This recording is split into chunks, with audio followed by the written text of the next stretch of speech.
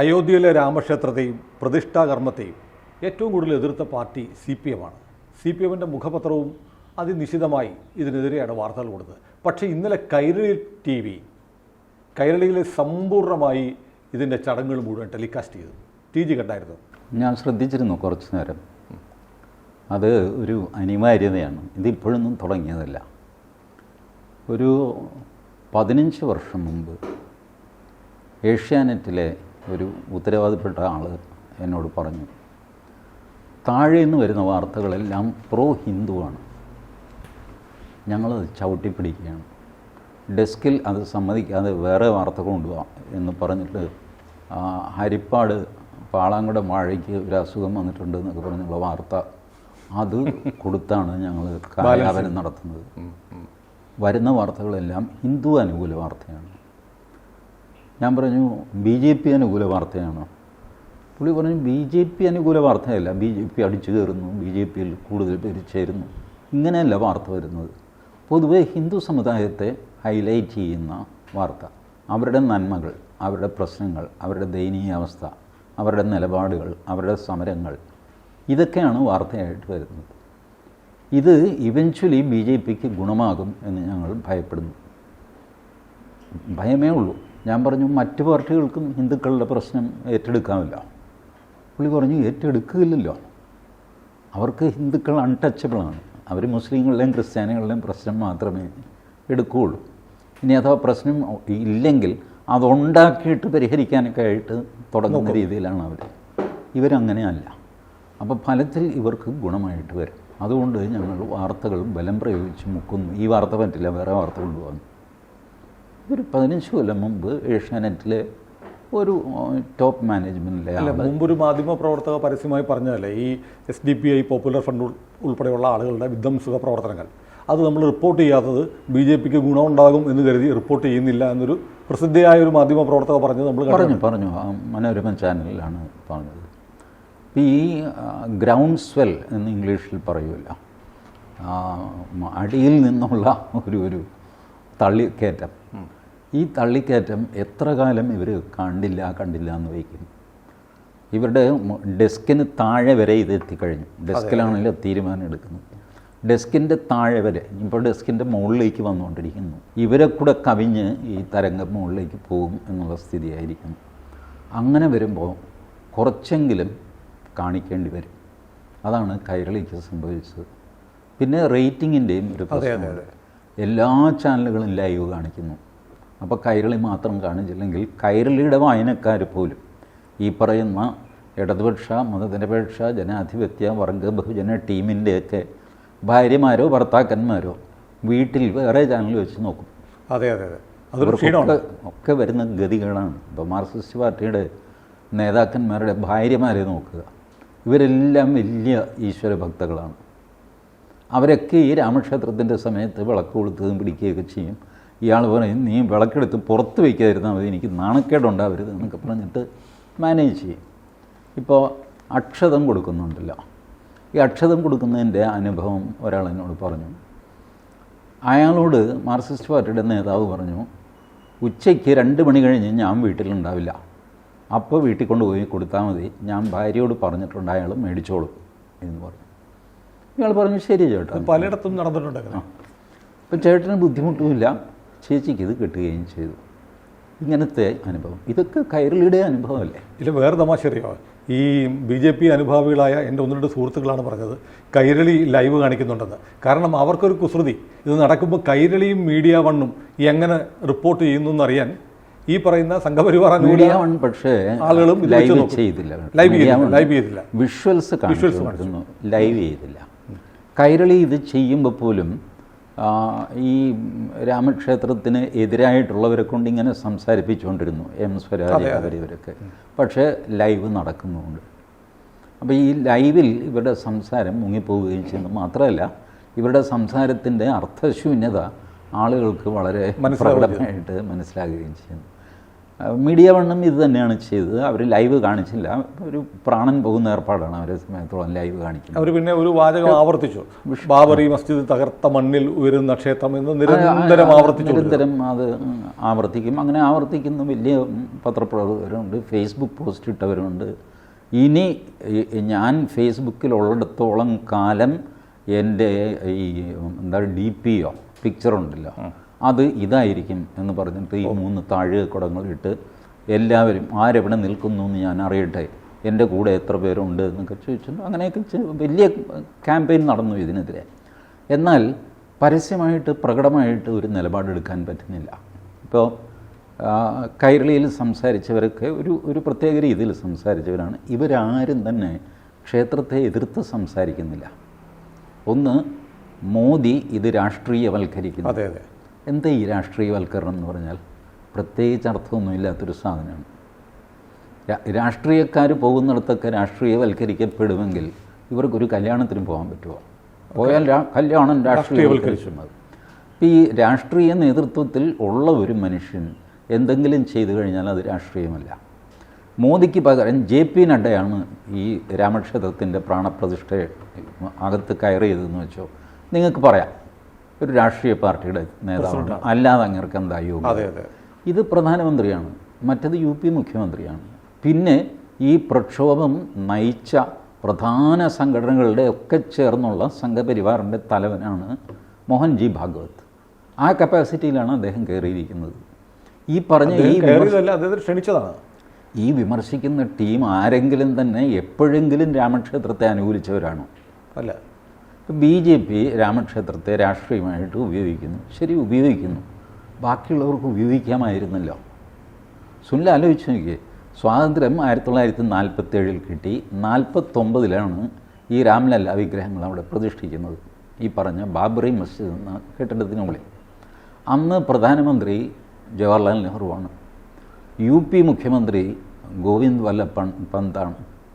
അവർക്ക് ഏറ്റെടുക്കുമായിരുന്നു രാമജന്മഭൂമി പ്രശ്നം, അവർക്ക് പരിഹരിക്കാമായിരുന്നു, അവർക്ക് അമ്പലം ഉണ്ടാക്കാമായിരുന്നു, ഉദ്ഘാടനം ചെയ്യാമായിരുന്നു. ഒന്നും ചെയ്തില്ല. അത് കഴിഞ്ഞിട്ട് എത്രയോ വർഷം കഴിഞ്ഞ് 1984 വിശ്വ ഹിന്ദു പരിഷത്ത് ഈ പ്രശ്നം ഏറ്റെടുക്കുന്നത്. 89 BJP ഈ പ്രശ്നത്തിൽ ഏർപ്പെടുന്നത്. 1949 മുതൽ 89 വരെ 40 വർഷം ഒരു രാഷ്ട്രീയ പാർട്ടിയും ഇതിൽ തൊട്ടില്ല. BJP തൊട്ട് കഴിഞ്ഞപ്പോൾ അയ്യോ പൊത്തെന്ന് പറഞ്ഞ നിലവിൽ. The ground was open for you people. You did not care what to do.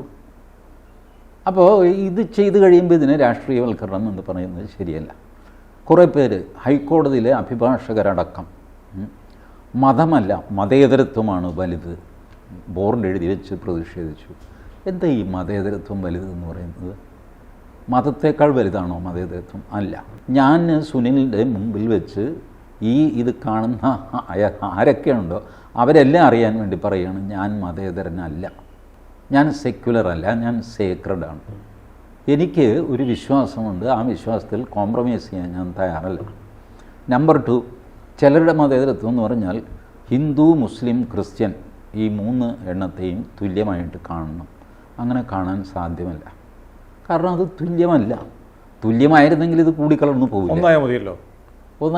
ഒന്നാകുമായിരുന്നല്ലേ എവിടെയെങ്കിലും ഒക്കെ വെച്ചിട്ട് ഒന്നാവുകയും തിരിച്ചാവുകയും മറിച്ചാവുകയൊക്കെ ചെയ്യുമായിരുന്നു. എന്താ ആകാഞ്ഞേ? ആകാത്തത് വേറെ വേറെ ആയതുകൊണ്ട്. എന്ന് വെച്ച് ഇവർ തമ്മിൽ വഴക്കിടേണ്ട ആവശ്യമുണ്ടോ? ഇല്ല. ഒരു വഴക്കം വേണ്ട. പക്ഷേ എനിക്ക് എൻ്റെ വ്യക്തിത്വമുണ്ട്, സുനിലിൻ്റെ വ്യക്തിത്വമുണ്ട്. സുനിലും ഞാനും തമ്മിൽ യാതൊരു വ്യത്യാസവും ഇല്ല എന്നൊക്കെ പറയുന്നത് മണ്ടത്തരമല്ല. വ്യത്യാസമുണ്ട്. വ്യത്യാസമുള്ളപ്പോഴും അവിടെ വിദ്വേഷമൊന്നുമില്ല. അതുകൊണ്ടാണ് നാരായണ ഗുരു ജാതിഭേദം മതദ്വേഷം ഏതുമില്ലാതെ സർവ്വരും എന്ന് പ്രയോഗിക്കാൻ കാര്യം. കാരണം ജാതിഭേദം, ജാതികൾ തമ്മിൽ ഭേദമില്ല, അതൊന്നാണ്. മതദ്വേഷം പാടില്ല. മതങ്ങൾ വേറെ വേറെയാണ്, ദ്വേഷമുണ്ടാവാൻ സാധ്യതയുണ്ട്, അത് പാടില്ല. ഇതാണ് മതദ്വേഷം എന്ന് ഉപയോഗിച്ചത്. അല്ലെങ്കിൽ ജാതിഭേദം മതഭേദം എന്ന് എഴുതാൻ മതി. എന്താ മതഭേദം എന്ന് എഴുതാഞ്ഞത്? നാരായണ ഗുരുവിന് ഭാഷ അറിയാമില്ല കേട്ടോ. അപ്പോൾ ജാതിഭേദം എന്ന് മനഃപൂർവ്വം ഉപയോഗിച്ചത് മതദ്വേഷം എന്നും മനഃപൂർവ്വമാണ് ഉപയോഗിച്ചിരിക്കുന്നത്. ഏതുമില്ലാതെ സർവരും സോദരത്വേന വാഴുന്ന മാതൃകാസ്ഥാനമാണിത്. ഇത് നാരായണ ഗുരുവിനും അറിയാം. അപ്പോൾ നാരായണ ഗുരു പറഞ്ഞു, പല മതസാരവുമേകം.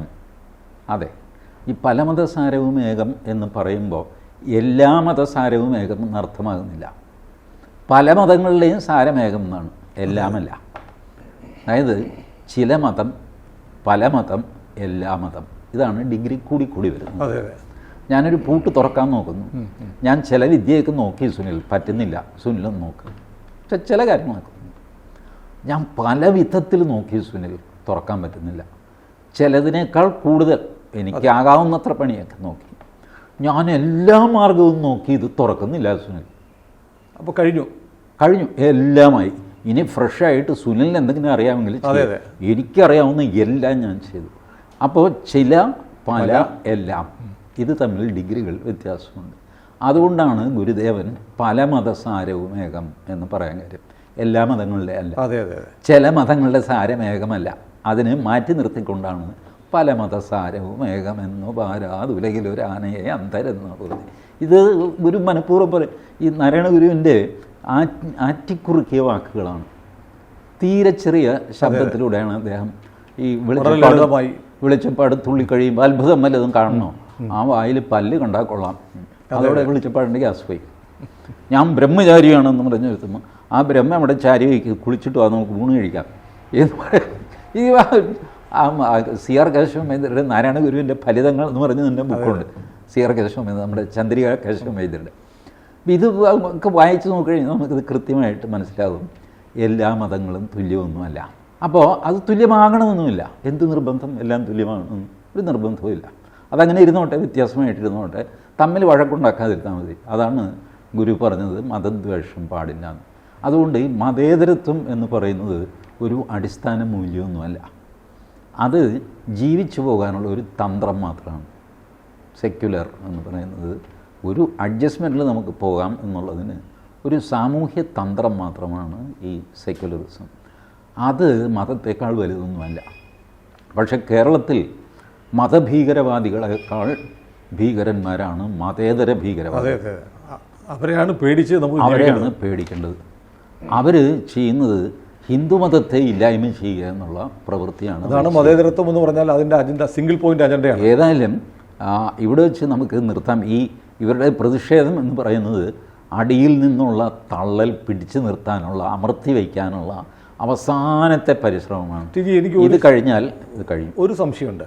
ടി ജി തുടക്കത്തിൽ പറഞ്ഞില്ലേ, ഏറ്റവും കൂടുതൽ ആളുകൾ താല്പര്യപ്പെടുന്നൊരു വിഷയമായതുകൊണ്ട് നിവർത്തി കെട്ട് കാണിക്കേണ്ടി വന്നു. ലൈവായിട്ട് എല്ലാ മാധ്യമങ്ങളും, പ്രിൻ്റാണേലും വിഷ്വൽ മീഡിയ ആണേലും ഓൺലൈനാണെങ്കിലും ഇന്നലെ രാമക്ഷേത്ര പ്രതിഷ്ഠയുമായി അതുമായി ബന്ധപ്പെട്ട വാർത്തകളും ലൈവാണ് കൊടുത്തത്.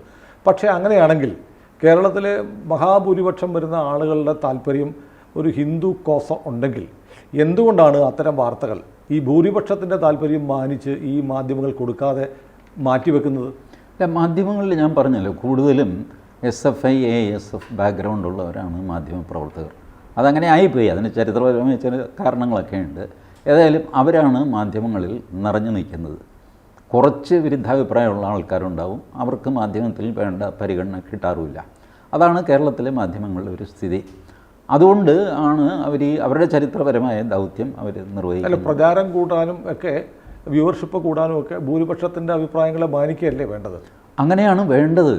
പക്ഷേ ഈ ഭൂരിപക്ഷങ്ങളെ വിമർശിച്ച് കഴിഞ്ഞാൽ പോലും ഭൂരിപക്ഷങ്ങൾ അത് കണ്ടുകൊണ്ടിരിക്കും. അപ്പം അതിനുകൊണ്ടൊരു വ്യൂവർഷിപ്പ്. എന്നെ എന്തൊക്കെയാണ് ചീത്ത പറയുന്നത് എന്ന് ആസ്വദിക്കുന്നൊന്നുമില്ല. പക്ഷേ അതിൻ്റെ ധാർമ്മിക രോഷം വർദ്ധിച്ച് വരുന്നു. അതോ ഇനി സാമ്പത്തിക ഘടകങ്ങളുണ്ടോ ഭൂരിപക്ഷത്തിൻ്റെ കയ്യിൽ? ഇല്ല, അങ്ങനെ പറയാനുള്ള ഒരു തെളിവും എൻ്റെ കയ്യിലില്ല. നമ്മളൊരു വൈൽഡ് അലിഗേഷൻ അങ്ങനെ പറയരുതല്ലോ. പൈസ വാങ്ങിച്ച് ചെയ്യുന്നു, അതൊക്കെ ശരിയല്ല അങ്ങനെ പറയുന്നത്. കാരണം എൻ്റെ കയ്യിൽ അങ്ങനെ പത്രമാണേലും ചാനലുകളിലും നടത്തിക്കൊണ്ടുപോകാൻ കാശ് വേണം. പക്ഷേ അങ്ങനെ ഏതെങ്കിലും വേണ്ടാത്ത ശക്തികളുടെ അടുത്തുനിന്ന് ഏതെങ്കിലും മാധ്യമം പണം, സമീപകാലത്ത് ഒരു മാധ്യമം ഇപ്പോൾ നിരോധിക്കപ്പെട്ട പോപ്പുലർ ഫ്രണ്ടിൻ്റെ പരിപാടികൾ കവർ ചെയ്യാൻ 7-8 കോടി രൂപ വാങ്ങി. ഇല്ല, അന്ന് ഈ പോപ്പുലർ ഫ്രണ്ട് നിരോധിക്കപ്പെട്ടിരുന്നോ? ഇല്ല. അപ്പോൾ അവരുടെ സ്പോൺസേഡ് പരിപാടി അന്ന് സ്പോൺസേഡ് എന്ന് എഴുതി വെച്ചിരുന്നു. എനിക്ക് ഓർമ്മയുണ്ട്, റിപ്പോർട്ടിൻ്റെ കാര്യമാണ് പറയുന്നത്.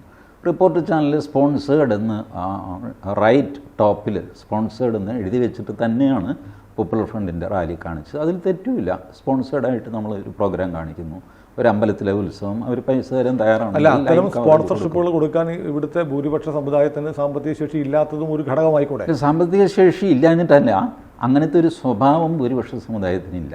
അതുകൊണ്ടാണ്. പക്ഷേ പത്രത്തിൽ സപ്ലിമെൻ്റ് ഒക്കെ വരാറുണ്ട്. അതെ അതെ, ഉത്സവത്തിനൊക്കെ വരാറുണ്ട്. ഏതായാലും കൈരളി ഗതികെട്ടാണെങ്കിലും രാമനെയും രാംലല്ലയും രാമക്ഷേത്രത്തെയും ഒക്കെ കാണിക്കേണ്ടി വന്നു. യെസ്, ആ ഗതികേട് ഇനി വർദ്ധിച്ചേ വരുള്ളൂ.